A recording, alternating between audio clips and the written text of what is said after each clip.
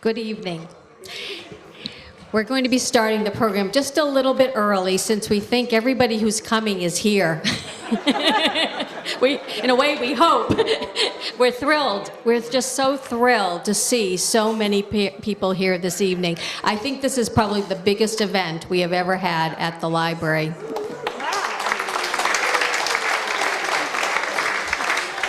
Thank you.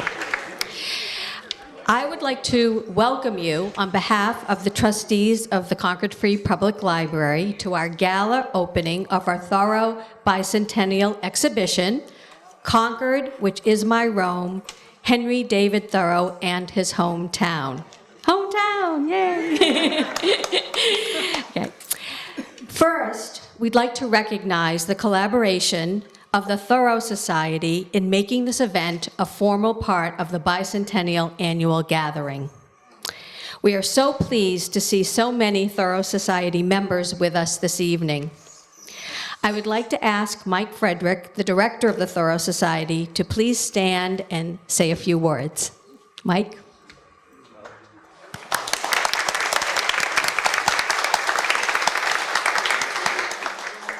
Welcome, everyone. I'm glad you could join us. And I'm glad you could join us for our annual gathering. And this is a terrific event. And I'd like to thank Barry Andrews for working with Leslie Wilson initially to help make this event possible.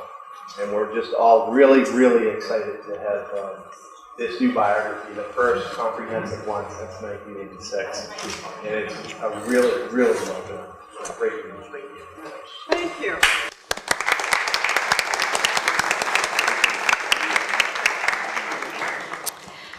We are so fortunate to have Laura Dessau-Walls as the keynote speaker at our opening, and I know you will enjoy her presentation.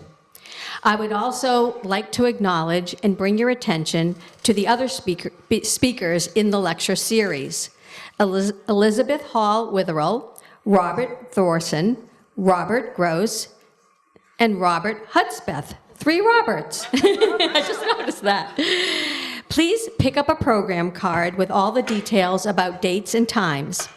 In addition, there will be 4 gallery talks by our curator, Leslie Perrin Wilson, on August 16th at 10 o'clock in the morning, September 9th at 10 o'clock, September 28th at 7 p.m., and October 2nd at 3 o'clock. We would like to give a special thank you to our catalog sponsors, Judith and Matthew Fichtenbaum, Cambridge Trust Company, and Middlesex Savings Bank. Also to our flautists, Judith Sherry Browdy and Tricia Craig.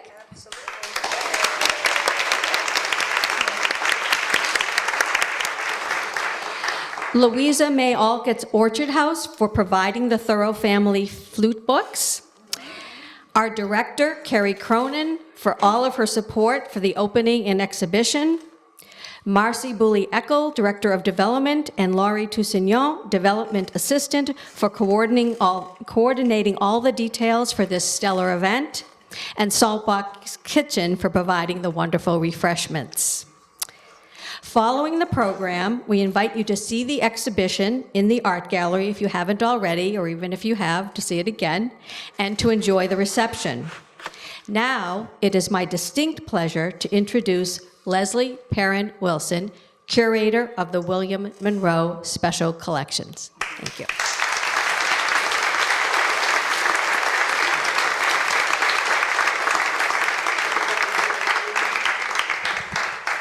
Thank you, Sherry. This is an awesome crowd. This is amazing. I don't think I've ever seen a bigger one in the library.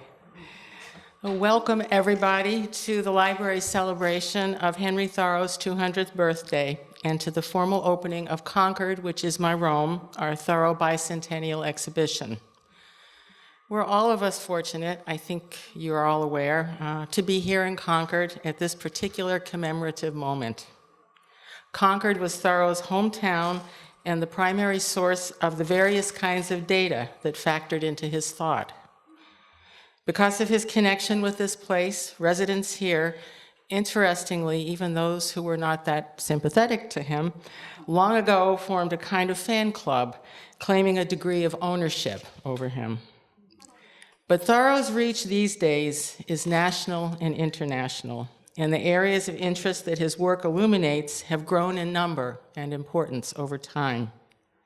He touches diverse and far-flung readers and audiences, often inspiring a deeply emotional as well as an intellectual response.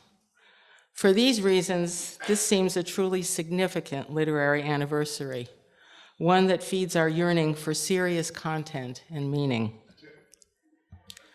I can think of no one better to help us explore the impact of Thoreau's relationship with Concord on his thought and work than Laura Dassow-Walls, whose new biography, Henry David Thoreau, A Life, is hot off the press, the University of Chicago Press. This book places Thoreau firmly in Concord and fully acknowledges the town's role in shaping who he was. I might add that it's also a book that takes into account a good deal of original documentation right here in the Concord Free Public Library. Before I introduce our speaker, in the interest of streamlining the flow of tonight's program, I ask those of you who will have questions of Laura or comments for her during the talk to hold them, and afterwards to come up and address them to her directly, one-on-one, rather than trying to hold everybody in their seats for another half an hour or 40 minutes after the talk. We want people to be able to enjoy the food and drink, and to visit the exhibit, and to carry on conversations. Laura Dassow-Walls is the William P. and Hazel B. White Professor of English at the University of Notre Dame, where she is affiliated with the graduate program in History and Philosophy of Science. She works in the field of literature and science with concentration on Henry David Thoreau, Ralph Waldo Emerson, and American Transcendentalism more generally. Her quest to understand 19th century American literature in its political, historical, and philosophical contexts has led her to British and German writers, philosophers, and scientists, particularly the German natural scientist and explorer Alexander von Humboldt. Her award-winning book, The Passage to Cosmos, Alexander von Humboldt and the Shaping of America, published in 2009, traces the Humboldt network from Germany to the Americas in science, politics, literature, and the arts. Her earlier books include Seeing New Worlds, Henry David Thoreau and 19th Century Natural Science, published in 1995, Emerson's Life and Science, The Culture of Truth, published in 2003, and the Oxford Handbook of Transcendentalism, a volume co-edited with Joel Meyerson and Sandra Harbert Petrolinas, published in 2010. Laura Walls' new book is the first full-length, comprehensive biography of Thoreau in a generation. It draws on extensive research and the full range of Thoreau's published and unpublished writings to present the subject as vigorously alive in all his quirks and contradictions, fully embedded in his time and place, yet speaking powerfully to our concerns today. Professor Walls looks forward to exploring American transcendentalism more broadly as an intellectual, social, and environmental reform movement.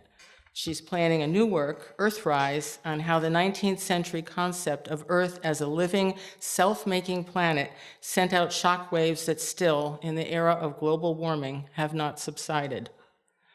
The title of her talk this evening is Our True Paradise, Thoreau's Concord and the Ecstasy of the Commons. Please join me in welcoming Laura Dassow-Walls.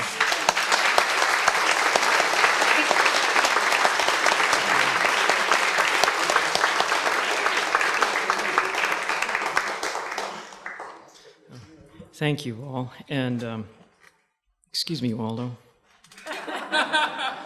So, and a hat tip to Henry in the back there. I love looking out and seeing him. So I want to start by thanking Leslie Perrin-Wilson and Connie Manoli.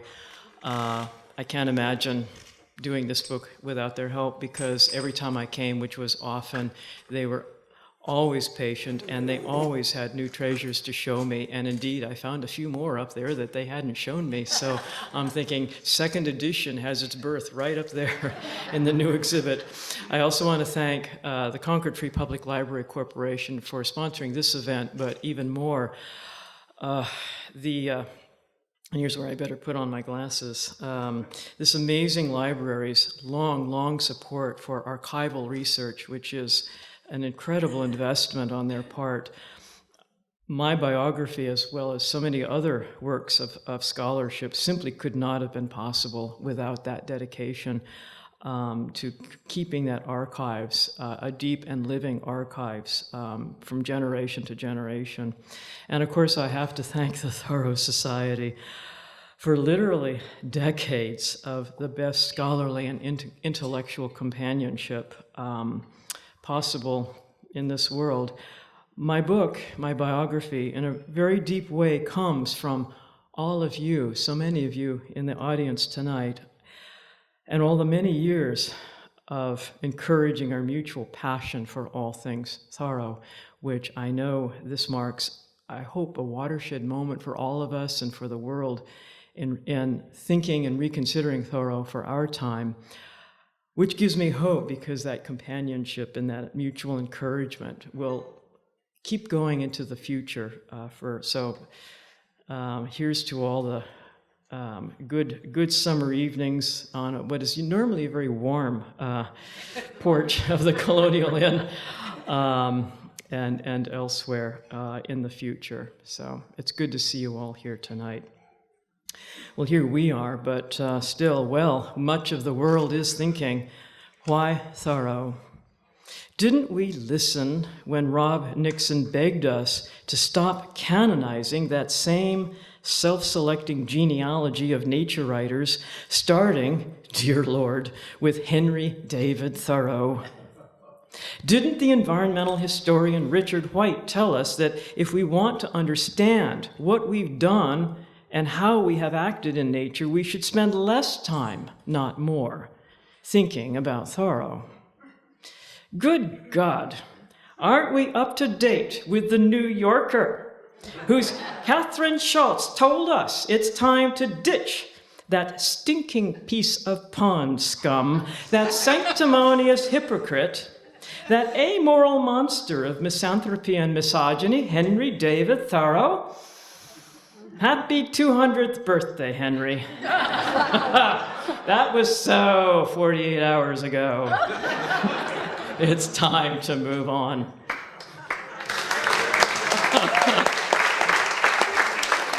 I thought you'd appreciate that. Well, let me just say, yeah, I totally agree. Let's get rid of that old Thoreau. I'm sick of him too, and all the more because he never actually existed. I would love to move on to celebrate the living Thoreau, the man Concord knew, and to introduce him to the world. The first step is to ditch the notion that Walden was an escape from civilization to some pure, wild nature with a capital N by some lonely and possibly not okay white guy who nailed up a keep out sign. One visit to Concord with one good look around should dispel this notion forever. And yet, for most of the nation, this cultural meme is so strong that all facts to the contrary say that Walden back then was a rural slum on the edge of town and a favorite fishing hole, that Henry's house stood a stone's throw from both the highway and the railroad, that, as he tells us, he often walked into town where he helped his family with chores and joined them for Sunday dinners, that his house was a philosopher's Cracker Barrel back porch, plus an educational field station for the local kids and an occasional rest stop for fugitive slaves, that he went there to think and to write, and did both, drafting during his 2-year sabbatical there 2 books and 3 major essays, some of them world class. And what's more, before he published anything, he shared it with his Concord neighbors first. All of these facts are just dismissed as one big betrayal of his solitary authenticity. How can a duly tortured romantic recluse alone in the wilderness be running home every Sunday for family dinner? Well, he must be a hypocrite.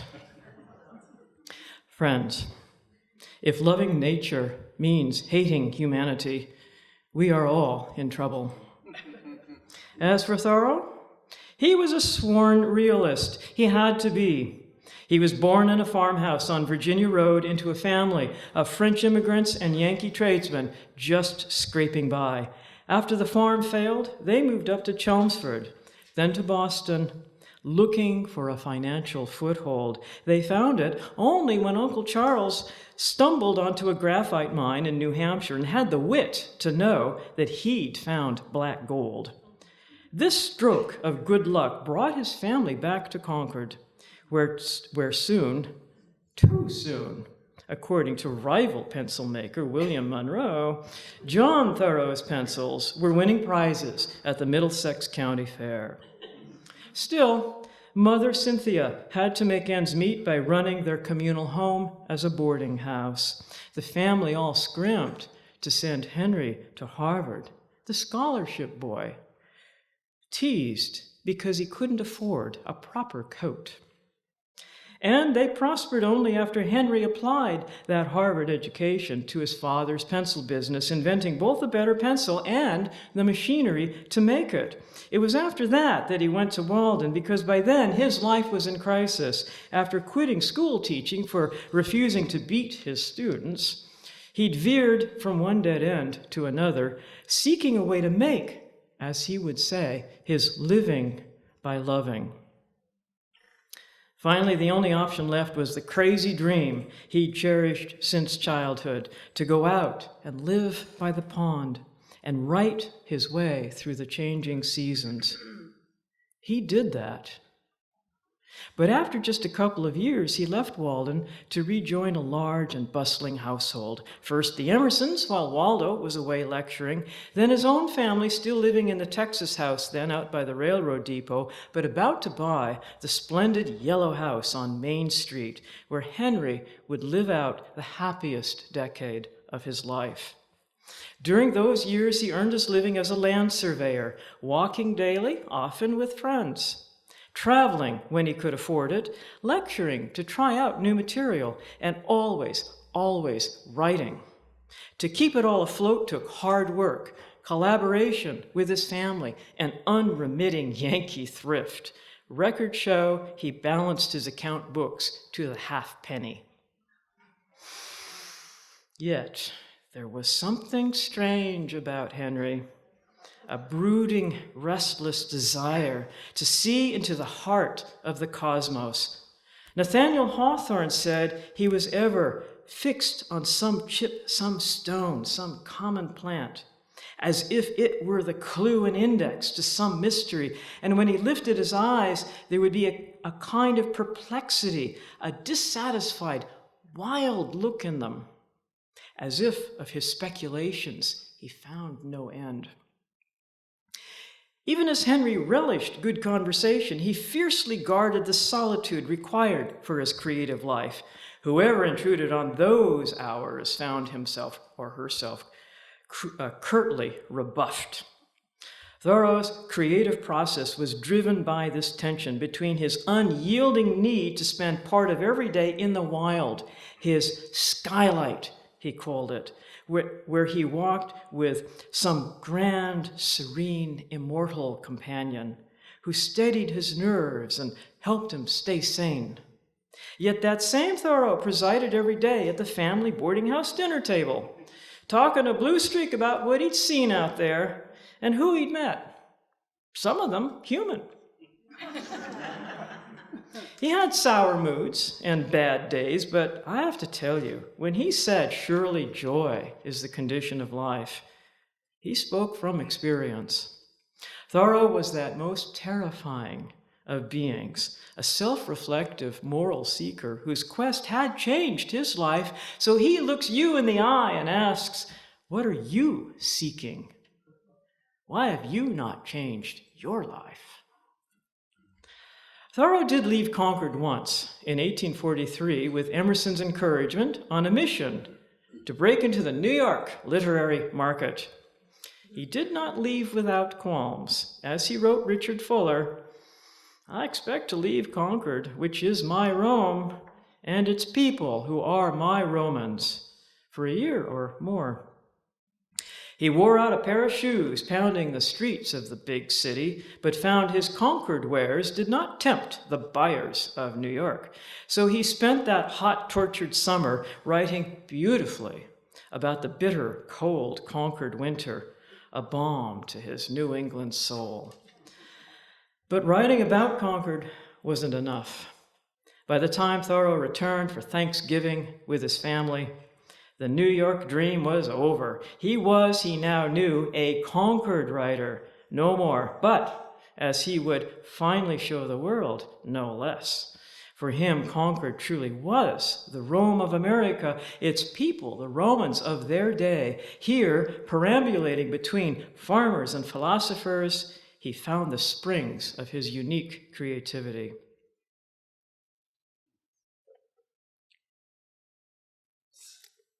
Thirsty work, this. While in New York, that false imperial capital, Thoreau got an up-close and personal look at the explosion of modern capitalist technologies. Inspired, he wrote a long, snappy takedown titled Paradise to be Regained, in which he criticized utopian visionaries who pretend we can solve all our problems by re-engineering the planet, building a paradise for everyone, without labor or pay. His target, a man named Etzler, had painted a florid picture of how, merely by the turn of a crank, mankind could plane away the earth's troublesome hills and valleys, drain and fill the stinking swamps, plant, harvest, and distribute crops all around the globe, engineer roads from anywhere to everywhere, fill the air with music, and betake ourselves in large and commodious vehicles whenever we please to whatever climate we prefer. Well, why not, Thoreau concluded acidly. Just run the Earth off its track into a new orbit some summer, and so change the tedious vicissitude of the seasons. Or while we're at it, simply migrate from Earth altogether to settle some vacant and more Western planet. Mars?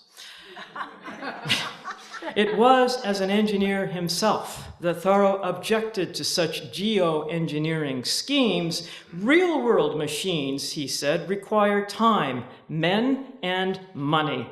Real labor can't be done by the turn of a crank, but only by hand, by hard work, and by, he said, the constant and accumulated force which stands behind every spade in the field. By this force of farmers' arms, Thoreau meant moral force, which alone could overcome the machine by revealing the earth as the paradise it already is. Back home from New York, Thoreau plunged gratefully into life on earth. But something dreadful had happened in his absence. The town fathers had long been remaking Concord from a messy colonial center of commerce and industry into a model of the leafy, picturesque, well-bred New England town. In 1843, hoping to revive a Concord still reeling from the panic of 1837, they arranged for the railroad to swerve through town on its way from Boston to New Hampshire. No one was prepared for what happened next. Instantly, Concord was transformed from a place people came to a space people passed through on their way somewhere else. America's first flyover town. Just another node on the global network. The homesick Thoreau came home to discover that while he'd been away, the railroad had slashed through woods and farmlands, opening a great gash in the hillside approaching Walden and cutting right across the pond's prettiest cove. But something amazing happened next.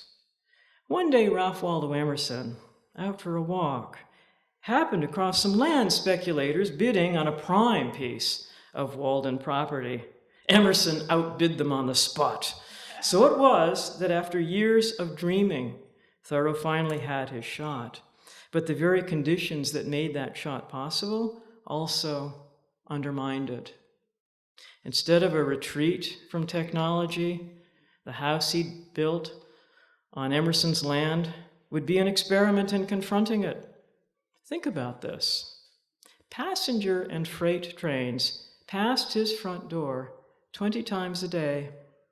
He built with boards recycled from the Irish shantytown just around the cove.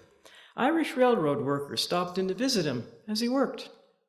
He put fugitive slaves onto that same railroad on their way north to freedom. Concord, too, just like New York, was being swept into the new modern world. But in New York, humans and natures and technologies were so tangled up that nothing could be seen clearly. But at Walden, Thoreau could untangle the mess, study what was happening, sift out the truly essential. Thus, ironically and quite by chance, Walden Pond turned out to be the perfect place to study the expansionist, consumerist energies that were tearing down and rebuilding the entire planet, and the perfect watchtower from which to sound a warning. Thoreau took notes as the locomotive screamed past his door, its wheels striking sparks that occasionally set the Walden woods afire. Streaming up from Boston's Long Wharf, where Thoreau's French Huguenot grandfather had run a store outfitting ships, came coconut husks and scrap iron, salt cod and torn sails for the paper mills, Panama hats, manila hemp, Chinese silks, and southern cotton, lumber from Maine, Spanish cowhides with the tails still on them, hogsheads of Caribbean molasses and French brandy. Whizzing down from the American uplands came huge pine logs for ships' masts, shot like arrows through the township. Cranberries raked up from the meadows, new-made cottons and woolens, sheep and oxen and cattle of 1,000 hills. The air is filled with the bleating of calves and sheep, he wrote, and the hustling of oxen, as if a pastoral valley were going by. Indeed, the railroad was causing the collapse of Concord's rural economy. A 200-year-old system of sustainable husbandry washed away in a few years by the global marketplace. To build those rails and fuel those engines, Concord farmers cut down their ancient woodlots, which they planted in English hay to feed the new breeds of cattle they grazed on Concord's hilltops. They speculated in new crops, desperate to find something, anything that would make money on the global market: asparagus, dairy cows, Concord grapes. Anything to pay those big new mortgages they needed to fund their new, improved, modern way of life. Farmers who couldn't make the payments failed and lost their land. Thoreau documents, sadly, the depopulation of the rural countryside he loved. Meanwhile, Concord's increasingly affluent townsfolk filled their pantries with China tea, slave-grown sugar, prairie wheat flour, tropical oranges and pineapples. They dressed in Georgia cottons, China silks, British woolens, and Canada furs. The railroad was the annunciation of the Anthropocene. From his watchtower by the pond, Thoreau heralded its coming. That railroad was clearing the way for Etzler's prophecy of passage of anything to everywhere, Amazon in embryo. But as a result, the knots that had long held Concord together as a place were coming undone. So, Thoreau wrote, driving the last nail into the coffin of romantic escapism, so is your pastoral life whirled past and away. He knew damn well that he was being precipitated headlong into a modern vortex of expansionist energies, witnessing a pivotal stage in the nexus of ecological and political violence. This was the whole point of his life, and remains the point of everything he wrote. To think otherwise is obstruction of justice.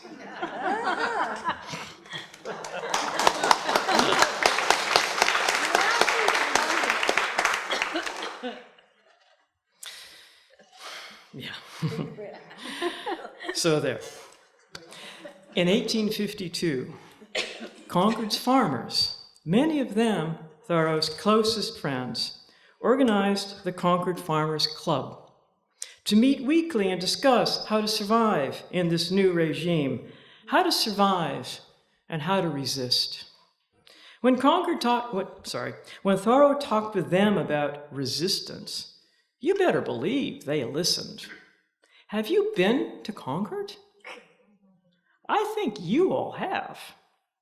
It survives as a place even today, despite Route 2 and Hanscom Air Force Base, a tourist economy and rampant property speculation, because when Thoreau spoke, these men and women listened, and vice versa. Many of Thoreau's pages, if you laid them right into the Concord Farmers Club records, they'd fit right in. You wouldn't even know the difference. By the time Thoreau lay dying, even as the Civil War was ramping up, they were putting his proposals into practice, putting under the town's protection whatever they could salvage of Concord's shared natural and political and cultural commons before it was too late. So what did Thoreau tell them? What is he telling us? In 1848, he told Concord why he'd been jailed back in 46 rather than pay his poll tax. To protest 3 injustices, he accused the civil government of committing: slavery, the Mexican War, the extermination of Native Americans. Unjust laws exist, he stated flatly. We have 3 choices: obey them, amend them and obey in the meantime, or transgress them at once. To make his reasoning concrete, he turned social justice into an engineering problem. Because here's the thing, he said, you all become cogs who serve the state as machines with your bodies. But humans must serve the state with their consciences also, which might mean resisting it. But how? All machines have their friction, pointed out the machinist. Friction that might, in time, simply wear it out. That is, his technological savvy made possible his theory of resistance. If the injustice is part of the necessary friction of the machine of government, he suggests, let it go, let it go. Let it wear out on its own. If the machine has a spring, pulley, rope, or a crank exclusively for injustice, then one might consider whether the remedy will not be worse than the evil. But if the machine is designed to make you a cog in its mechanism, that is, to make you the necessary agent of injustice to another, then I say, break the law. Let your life be a counter-friction to stop the machine. It's because he builds and repairs machines himself that Thoreau knows how machines fail, knows how to make them fail, by returning those human cogs to consciousness, dissolving the mystified monolithic machine back into the multitude of human-machine couplings required to keep it in working order. In the civil machinery of democracy, that involves, by definition, all the constant and daily decisions, the choices, the deliberations made by each one of us, we whose actions make it go. Thoreau's engineering mind does not quail before the machine, but analyzes it into its component parts and wheels and screws. He's pretty certain that he who knows how to build an engine knows how to unbuild one too, and how to build a new kind of engine. For friction doesn't only make things stop, it makes things go.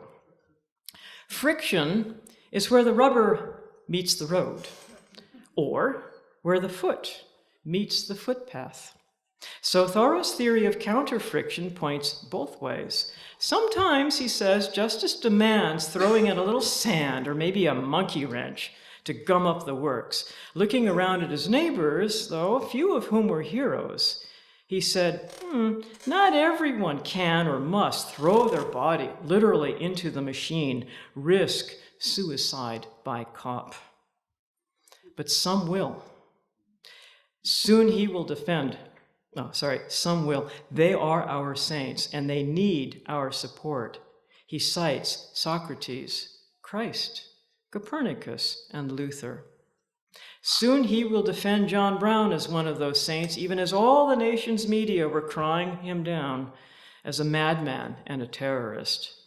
And not long ago, I happened to be here in Concord when the First Parish Church was hosting the climate activist and theologian Tim de Christopher, another of Thoreau's saints. But there are other paths than martyrdom, which takes us back to the railroad. As Thoreau warned, we do not ride on the railroad, it rides upon us. Because it isn't just one locomotive engine, it's the whole infrastructure and superstructure that makes it possible, that makes it seem necessary to us. Sure, some are the richer for it, observes Thoreau, but he asks, are we certain that what is one man's gain is not another man's loss? And that the stable boy has equal cause with his master to be satisfied? Any ethical deliberation must count not just the technologies themselves, but those who build and use them and are used by them. So Thoreau includes the Irish railroad workers over whose bodies the tracks were being laid, the southern slaves and northern factory workers whose lives were consumed by to manufacture clothing at the highest profit, even the fishes whose small lives were destroyed by the dams erected to power those cotton mills. Who hears the fishes when they cry, he asks.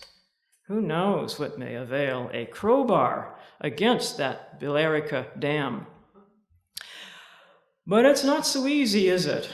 Thoreau was amazed at how the railroad was changing time itself, literally, since keeping railroad time meant standardizing all the local clocks hitherto set to time measured by the sun to railroad time synchronized with England's Greenwich mean, according to electronic signals sent pulsing from Cambridge through the telegraph wires that teams of workers were stringing up along the tracks.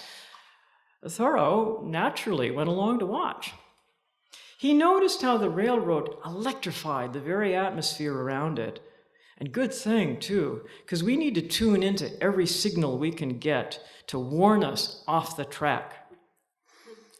Quoting him, there is no stopping to read the riot act, no firing over the heads of the mob in this case. We have constructed a fate and Atropos that never turns aside. Let that be the name of your engine. Friction, where the rubber meets the road. Where's the road? Into a rut. Where's the globe itself? Into a single smoothed over Etzler space, crisscrossed with tracks that we pretend will take us from anywhere to everywhere, friction-free. By pointing out the friction, Thoreau points to his other form of counter-friction. Get off the damn tracks. Make your own tracks. Every path but your own, he says, is the path of fate. So after letting the engine of Atropos hurl straight at us until we all shiver at our technological doom, Thoreau concludes with a swerve. He simply steps out of the way. I cross it like a cart path in the woods. Counter-friction also means creating counter paths, like the path that took him away from New York to Walden Pond.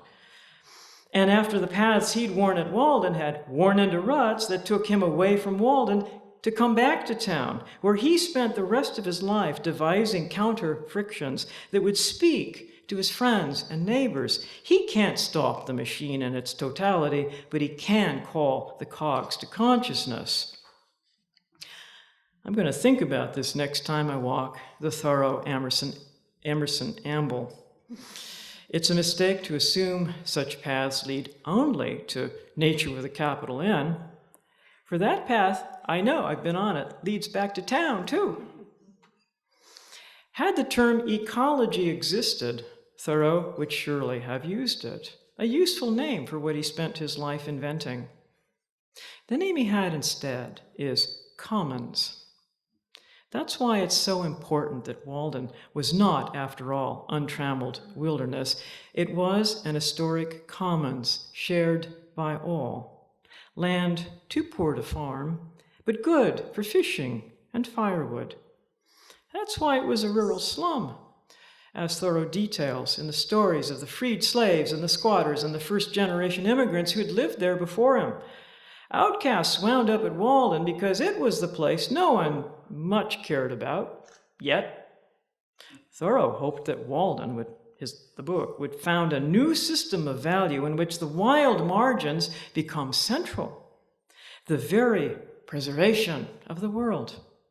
So he was consciously paralleling his life with theirs, but also consciously inviting his readers to imagine how, truth be told, we might all be in the same condition on the far side of the tracks, inventing a new squatter's underground kind of life, a tent camp, a refugee community, a commune. Resilience. In fact, though he left Walden, he never left the lifestyle, just moved it into the attic of the communal household on Main Street, run by his mother and sisters and aunts.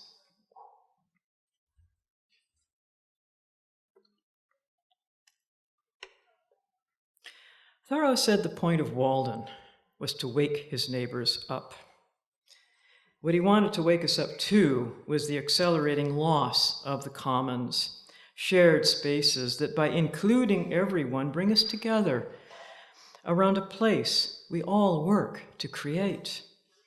As Brian Donahue has documented, Concord was founded as a 16th century English common village.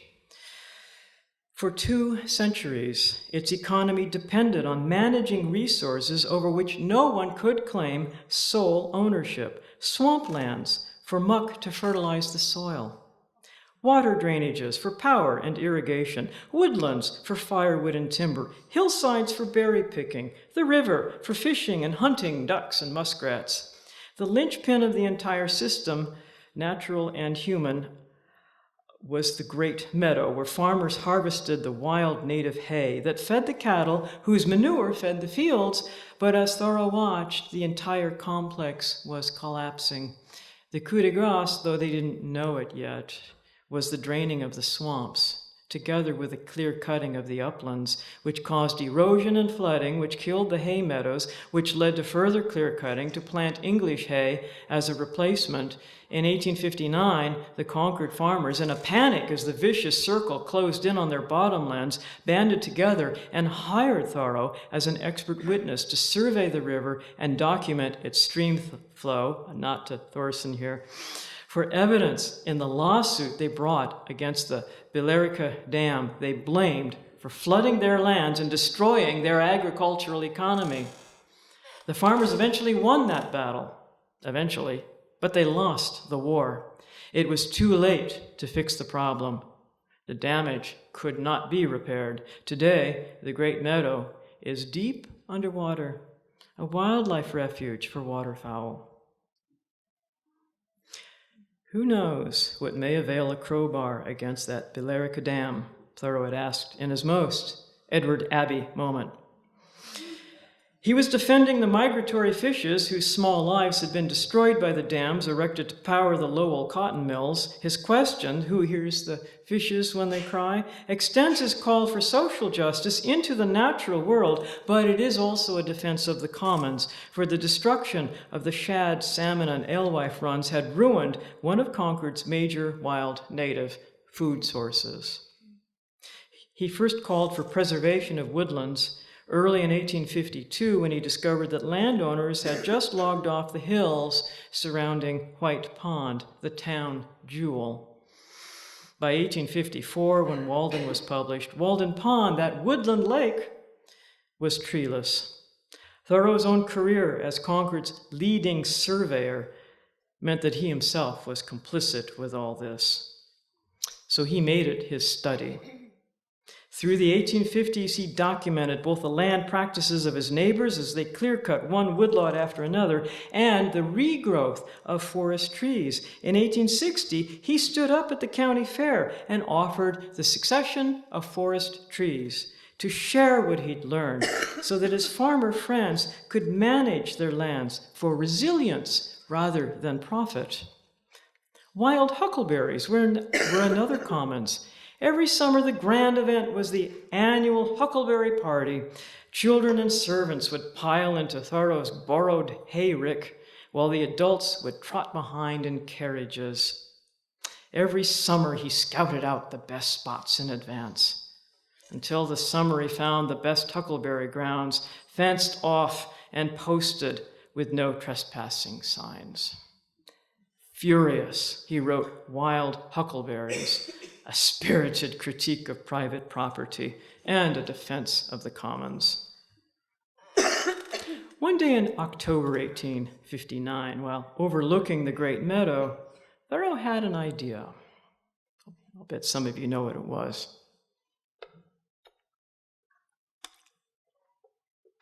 Here's how he put it. Each town should have a park, or rather a primitive forest of 500 or 1,000 acres where a stick should never be cut for fuel, a common possession forever for instruction and recreation. All Walden wood might have been preserved for our park forever with Walden in its midst. Well, in his unfinished book, Wild Fruits, he drafted this, or was drafting it, as a formal proposal, adding that each town should have a committee appointed to see that the beauty of their town received no detriment, that is, to reserve its rivers and forests, its hilltops and cliffs for a higher use than dollars and cents. By higher use, he specified public use. For instance, Concord's town planners should have made the river available as a common possession forever, opening its banks to public walkways and parks instead of lotting them off into private hands. The farmers listened. On March 6, 1862, as Thoreau lay dying, his friend Albert Stacy, the town's printer and bookseller, stood up in front of Concord's Farmers Club and offered Thoreau's proposal, slightly downsized. Quote, and this is from the records in the Concord Free Public Library. Why should not every village have its public park of from 50 or 100 acres, supported at public expense? Suppose we had such a park in Concord,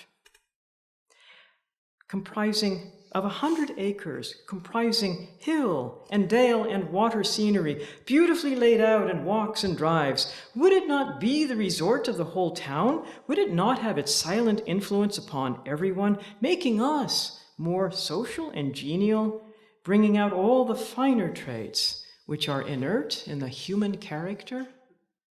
He goes on at quite some length. Just as his neighbors turned to Thoreau for knowledge and advice, so did he turn to them to help enact his words, a symbiosis buried in the town records. For here was a form of resistance they could get behind.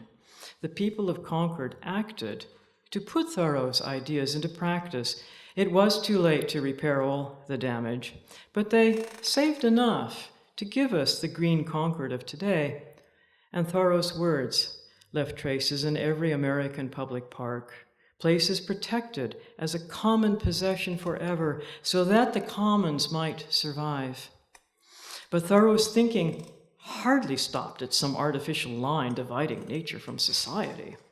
His life and writings were one long defense of the community's common spaces and practices of knowledge, inquiry, and discussion as well, town meetings where he spoke up, and public schools, which he materially supported to the end of his life, libraries and reading rooms to which he donated books and funds, the Lyceum, which he helped run and where he lectured regularly. As he said, we are all schoolmasters, and our schoolhouse is the universe, which includes, of course, the political commons, the democratic infrastructure that makes everything else possible. This was the point of his machine metaphor in Civil Disobedience, when he asks us to weigh how our own actions might be degrading the political commons, lending ourselves without thinking to political injustices and economic inequalities. As he declares in Walden, To act collectively is according to the spirit of our institutions.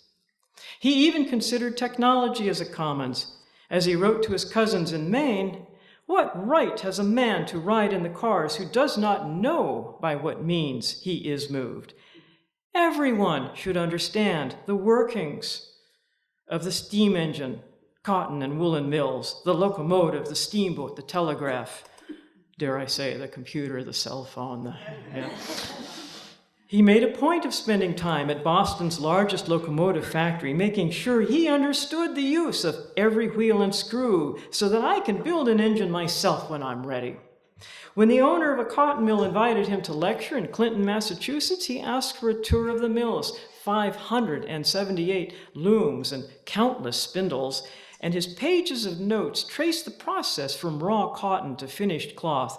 Thoreau was awed by the precision of the factory workers, nearly all of them women, who knew and counted every thread. "The arts teach us 1,000 lessons," he concluded, finishing off with a telling pun. "Not a yard of cloth can be woven without the most thorough fidelity in the weaver." Well, there's much more to say, but it's time I defer to the clock and to Leslie Wilson's enticing decoction of Walden water awaiting us. So let me close with a glance at the faith behind Thoreau's invocation of thorough fidelity. As Leslie reminds us, while Thoreau loved Concord best, he was glad to discover on his travels the materials out of which 1,000,000 Concords can be made. The wild Maine woods taught Thoreau what those materials are. He wrote, "Perhaps our own woods and fields are the perfection of parks and groves, gardens, arbors, paths, vistas, and landscapes. They are the natural consequence of what art and refinement we as a people have. The common which each village possesses, its true paradise." Or, he adds sadly, such were our groves 20 years ago. We forget that Thoreau, like us, lived in a broken world. His environmentalism rose from the acute pain of loss and grief for all that had disappeared. His political thought arose from rage at America's leaders who were trashing the legacy of the revolution that started here in his hometown. After Thoreau saw his world turn to ashes, he spent the last years of his life working to help build a Concord resilient enough to plant in those ashes the seed of a better world to come, or better, build 1,000,000 Concords. Plant 1,000,000,000 seeds. As he said all along, we do live in paradise already, heaven under our feet. Wake up! The force we need is the moral force behind every spade in the field, the force that can plant those 1,000,000,000 seeds and nourish them into a common world forever, our true paradise. Thank you.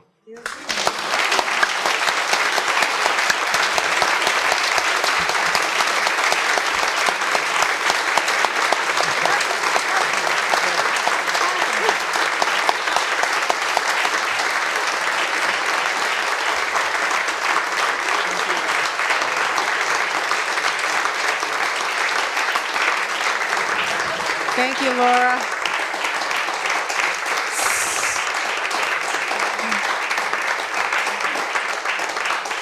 So I encourage you all to come up and ask your questions, to enjoy some more refreshments and some Walden water, to head up to the exhibit, to talk amongst yourselves, and to stay and enjoy yourselves this evening. Thank you all for turning out.